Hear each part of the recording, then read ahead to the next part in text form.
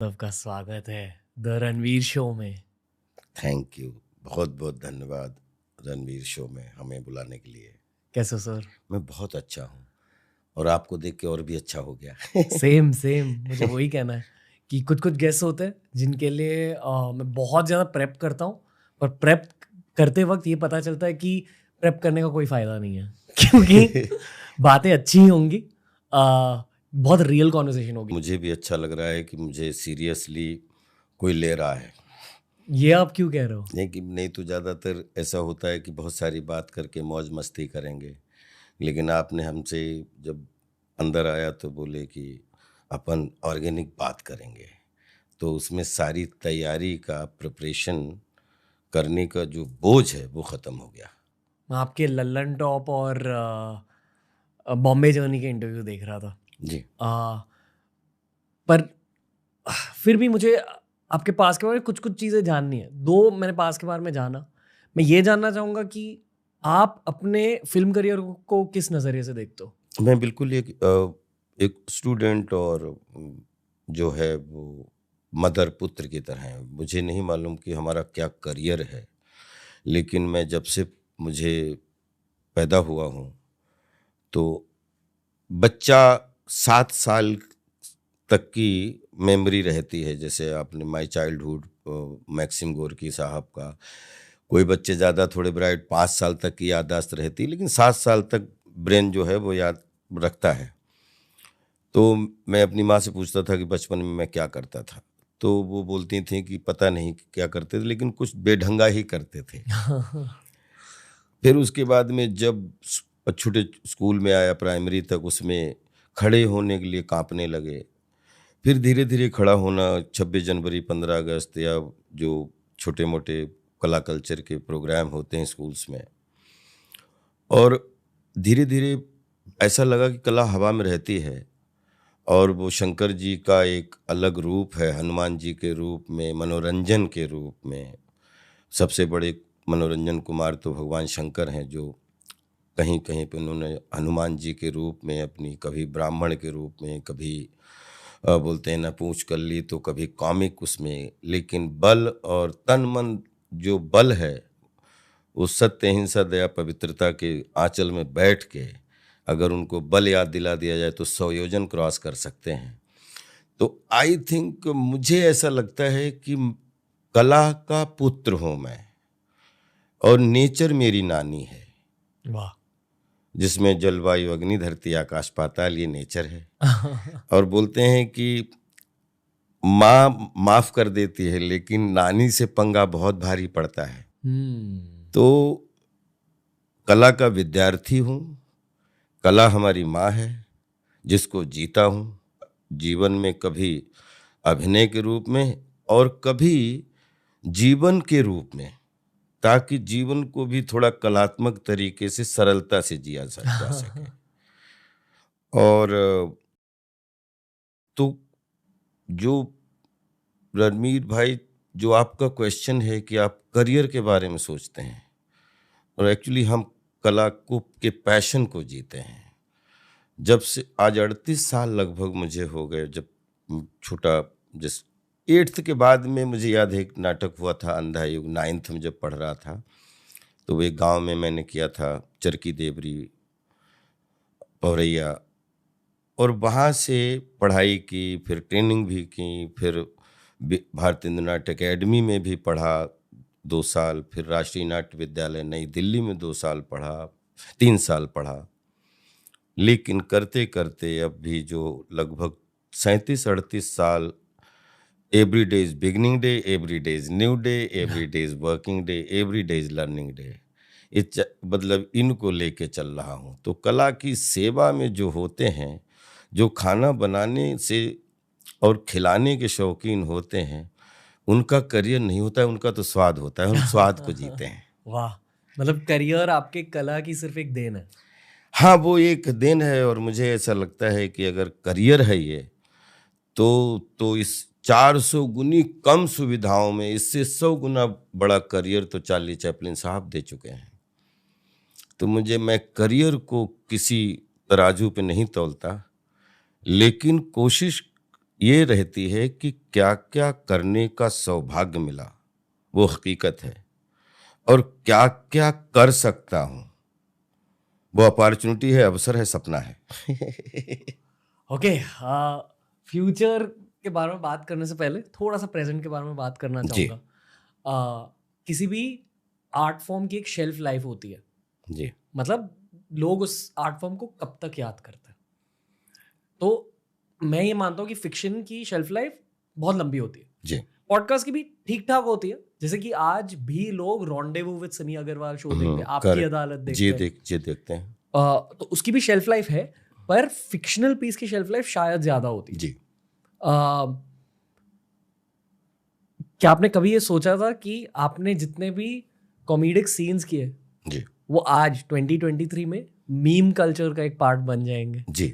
मतलब आप meme culture follow करते हो? नहीं, मीम तो कोई नहीं समझ रहा था ना, कि जो जिस जिस समय हम लोग अभिनय कर रहे थे उस जी। समय जो 2000 से 2010 का जो फिल्मों का मतलब, जिसमें 90% फिल्म्स जो थी जी। वो कॉमिक इंटरल्यूड्स को ध्यान में रख के बनाई जा रही थी, और जिसमें सपोर्टिंग लीड और first lead, second lead, third lead सब कॉमेडी के हिस्सा बनते थे, सिचुएशन के हिस्सा। कॉमेडी ऑफ एरर का दौर रहा, और किसी को ये नहीं पता था कि अभी थोड़े दिन में फेसबुक आ जाएगी, फिर मतलब इंस्टाग्राम आ जाएगा, फिर ये सोशल मीडिया, फिर धीरे धीरे कोरोना के बाद में पूरा जो वर्ल्ड है वो मशीन के पीछे चलने लगेगा।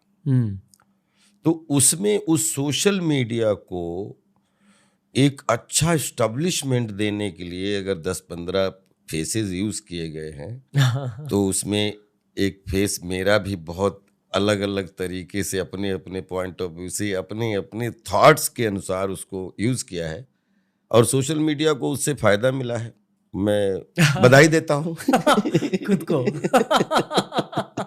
और जो सबको और लोगों को मनोरंजन मिला, आंखों को अंजन मिला, अच्छा देखने को मिला, बस इससे ज्यादा सबको बस खुशी मिलनी चाहिए। जो चीज़ें दिल में फील हो रही है ना हमें सोशल मीडिया यूजर्स को, वो अक्सर आपके एक्सप्रेशंस की वजह से और आपके सीन्स की वजह से हम एक्सप्रेस कर पाते हैं। मतलब वही तो मीम्स होते हैं। और इसलिए पता है 3 लोगों के मीम्स बहुत ज़्यादा चलते हैं आज भी, आप, अक्षय कुमार सर और परेश रावल सर। आप तीनों के मीम्स बहुत ज़्यादा चलते हैं। नहीं, मेहनत की है सबने, और आज भी, और जो आपने नाम लिए हैं, एक बहुत बड़ी जर्नी रही है बॉलीवुड में, थिएटर में, चाहे परेश भाई हों चाहे अक्षय भाई हों। मतलब एक कितना बड़ा 3-3 दशक इन्होंने पूरी मेहनत करते हुए अपने शरीर पे, अपने फोकस पे, अपने काम पे। और आज अगर लोगों को, क्योंकि सिनेमा हम लोग अभिनय करते हैं, हमारा मोटिवेशन एक है कि लोगों को अच्छा लगे, लोगों का ब्लड सर्कुलेशन अच्छा हो, और अगर उस ब्लड सर्कुलेशन अच्छा करने में जितने फेसेस काम आ रहे हैं सबको सैल्यूट करता हूँ। तब इनोवेशन होती थी बिल्कुल सीन के होती दौरान। थी, बिल्कुल होती मतलब थी। जो आपके बॉडी मूवमेंट्स होते थे, जो आपके एक्सप्रेशंस होते थे, ये प्रियदर्शन सर और डेविड धवन सर आपको समझाते थे? आपको क्या कहा जाता था किसी सीन के पहले?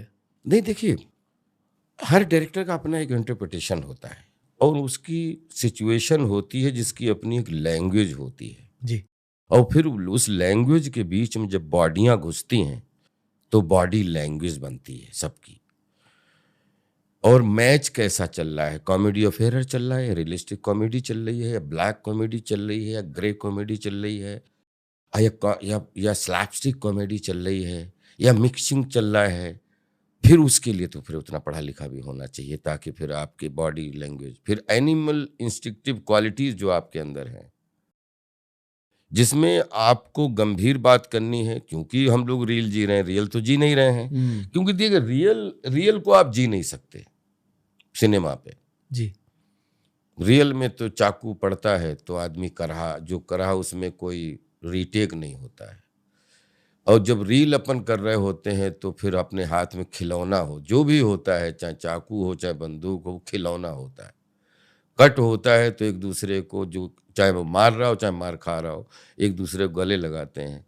लेकिन रियल में तो एक दूसरे को मार के कहीं भागने की कोशिश खोज रहे होते हैं, मिलते नहीं है। तो रियल को हम जी नहीं सकते। Reel is illusion of reality. तो जो उस इल्यूजन में जितना भी एक्सपेरिमेंट हो पाए, जितना भी क्रिएटिव किस सिचुएशन और मजबूत हो जाए, कोई जैसे मकान बनाते वक्त गारा मिट्टी और सरिया सीमेंट ताकि हर कोना मजबूत रहे, तो आई थिंक डायरेक्टर के इंटरप्रिटेशन और राइटर के लिखे द्वारा सीन में जो बॉडीज हम लोग लगती हैं, जिनमें आंखें होती हैं, वो कोना भरने की कोशिश करते हैं इमोशन की।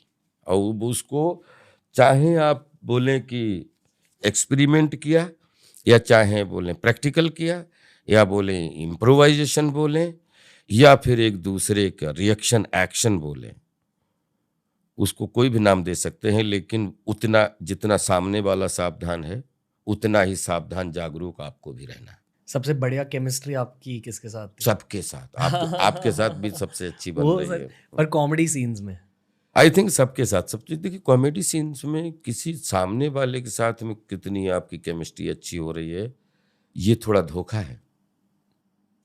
आपकी अपने साथ कितनी केमिस्ट्री अच्छी है, आई थिंक वो आपका हुनर है जी। ये घोड़ा राशि जो होता है वो कभी ये नहीं तय करता कि सवार कौन सा बैठा है, लेकिन सवार जैसे ही बैठा हो घोड़े को समझ में आ जाता है कितना पढ़ा लिखा है। वाह।